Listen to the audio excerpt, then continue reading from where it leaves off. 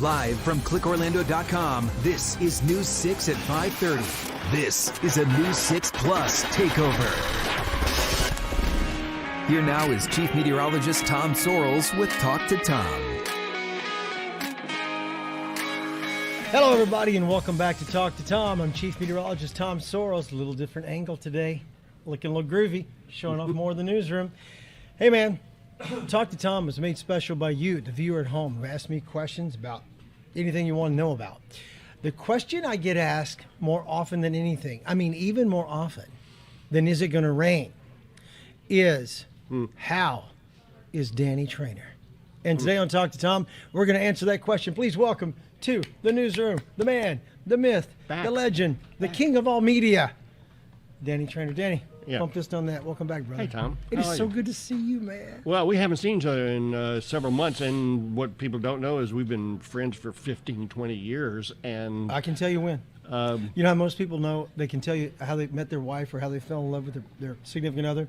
I can tell you the moment I fell in love with Danny Treanor. Can I tell the story first? Can I go first? Yeah. It's my show. Let me go. Sure. Okay, so a long time ago, I moved to town, and the first thing people would say to me back in 2000 was, oh, my gosh, you're new.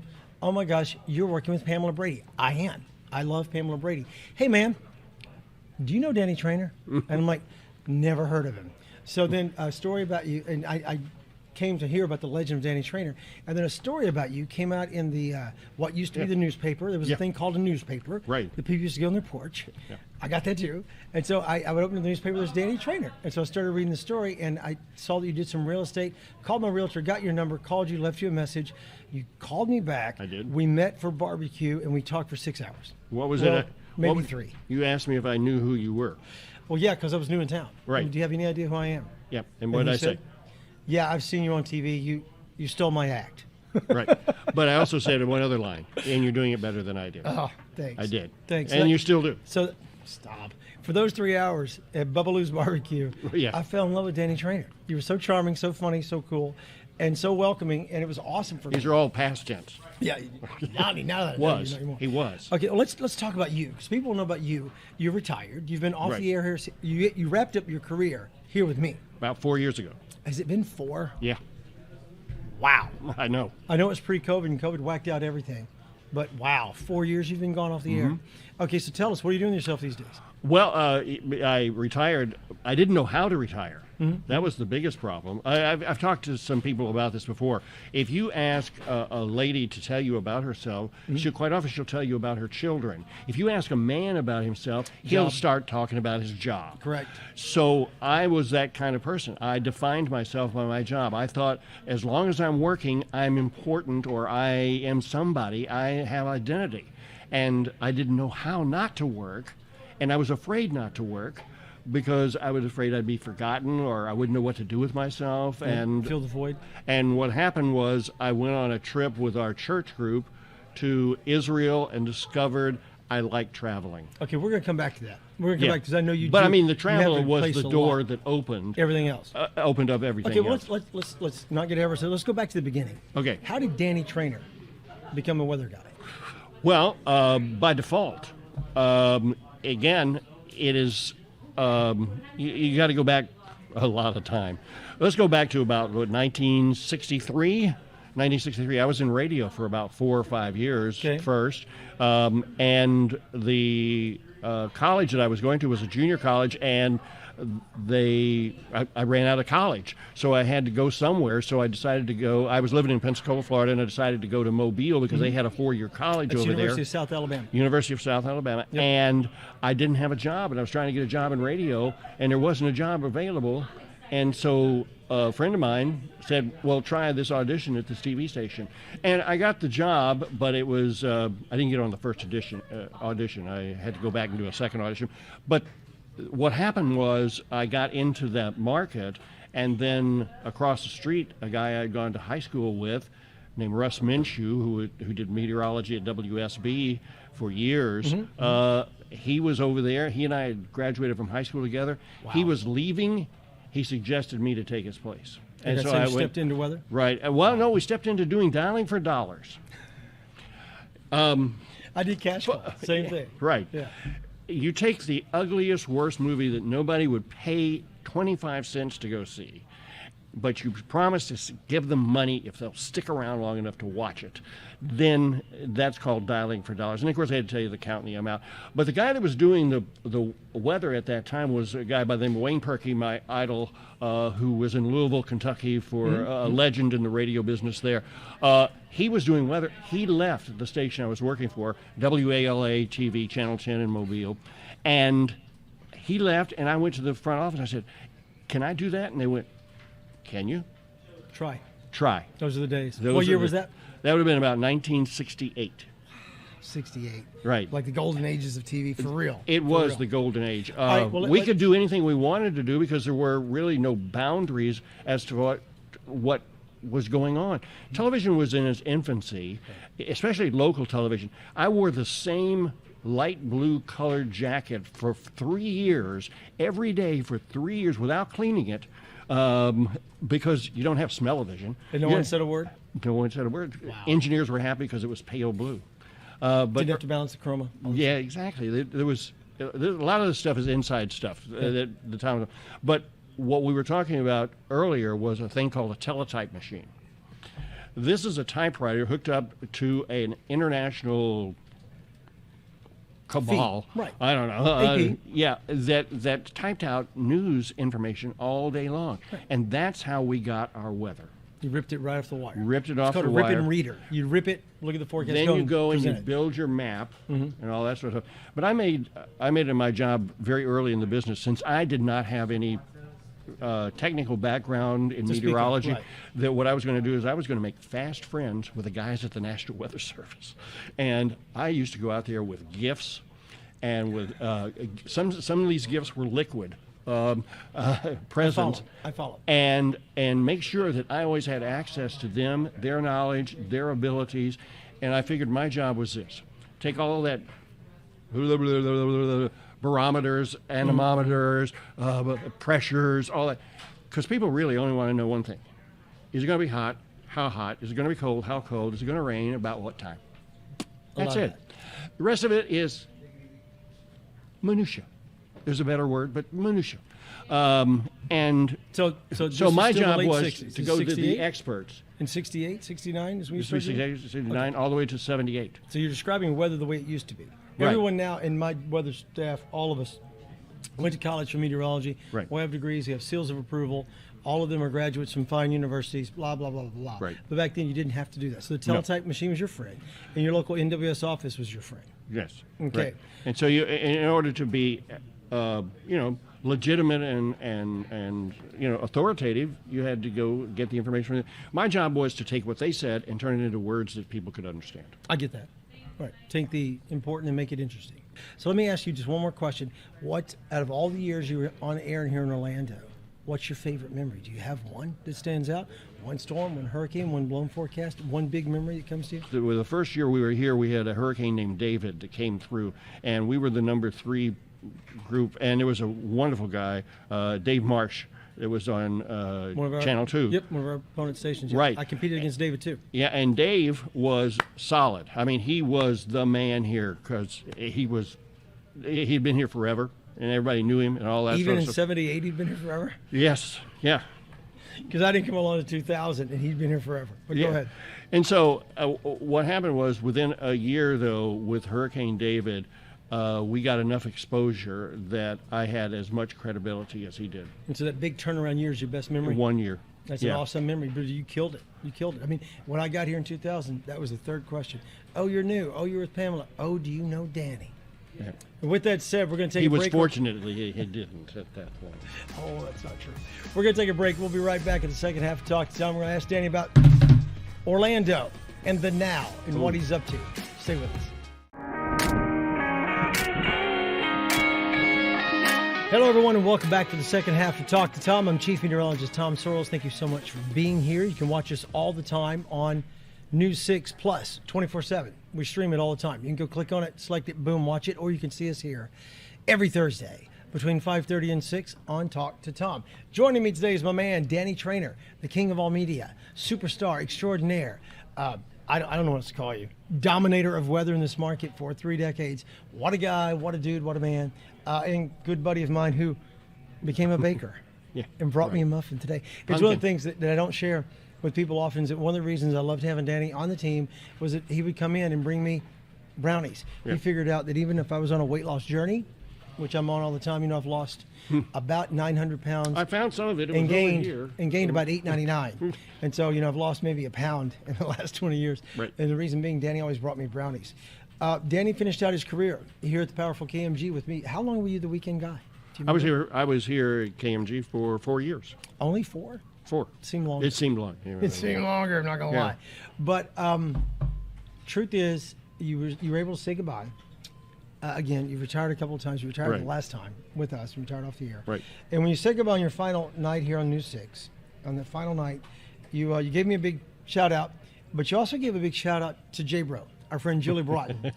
Yes. And I'm great friends with Danny, and pretty good friends with Julie, but you're great friends with Julie too. Right. What makes you two such tight friends? What is it? The simple fact that we accept each other as they are, there's no pretense.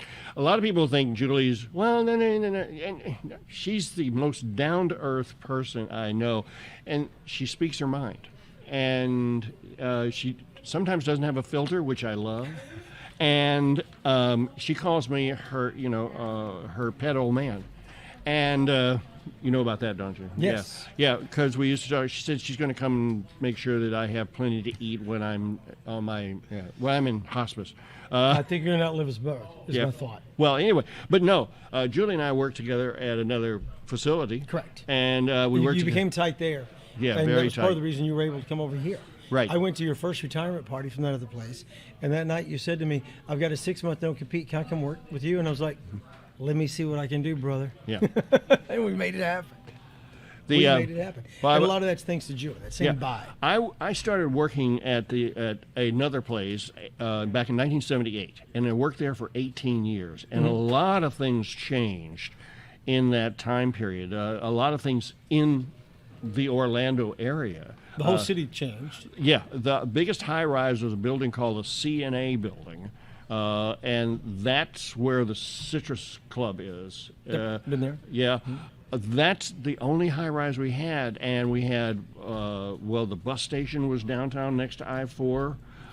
We had, Church Street was here. My buddy Bob Snow built all that up in Pensacola and then brought the idea down here to Orlando and created Rosie O'Grady's and Church Street Station, which is all gone now, but had a roaring run. But it was the third or fourth biggest attraction in Central Florida. Well, let's talk about you. You have made no secret through the years that you battled addiction. Mm-hmm. The years that you've been. I always talk to people about this. Well, Danny Treanor, a big drinker. Well, he was, but Danny's been stone cold sober 30 years now? 31.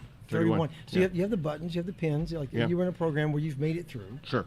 And I just wanted to speak to that for a moment because I consider that one of the.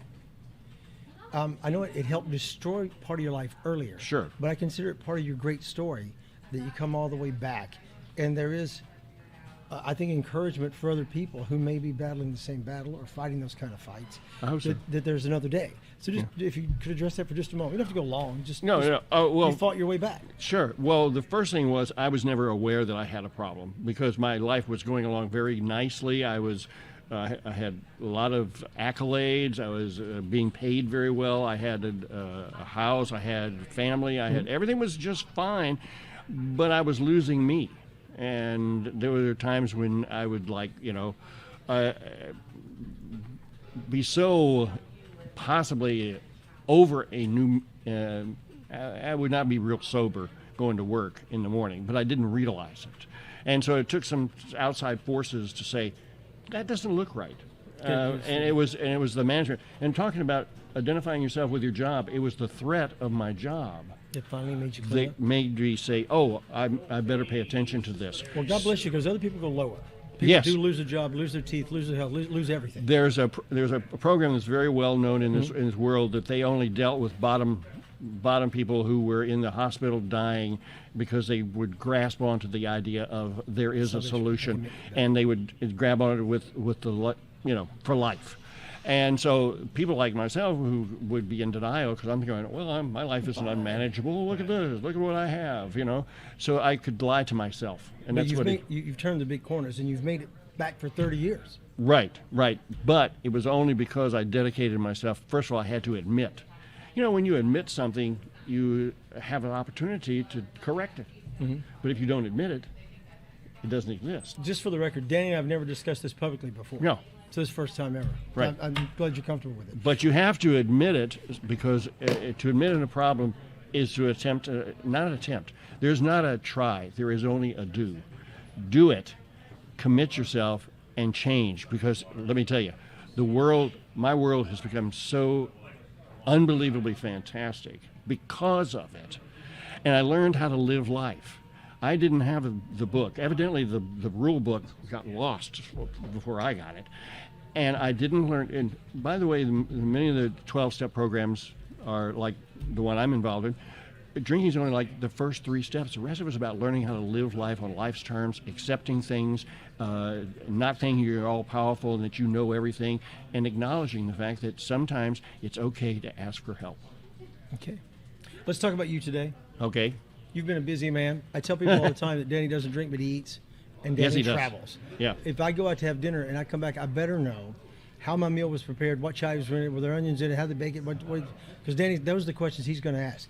But Let's talk about, so you're dining wherever you go, and you're also traveling all the time. Yes. You mentioned the first part of this show that a trip to overseas turned you on to traveling as an outlet. Where have you been lately? Because people are like, where's Danny? I said, well, he's somewhere in Europe, or he's somewhere. Where have you been? Right. Okay. Well, about 4 weeks ago, I was at the top of Machu Picchu. That's in Peru. Yes, after doing a 25-day trip around the exterior of South America. Okay. On a cruise line known for food, by the way. Okay. Yeah. They're showing pictures right now. Where's that? Is that This is from the top of Machu Picchu. Did you hike up there? You get you don't have a choice. Once you land in Cusco, it's a 2-hour drive by car to get to the place where you get on the train that you now travel an hour and 45 minutes by train to go to a town that has no cars, where you get on a bus to go to the top of the mountain where you get to the entrance.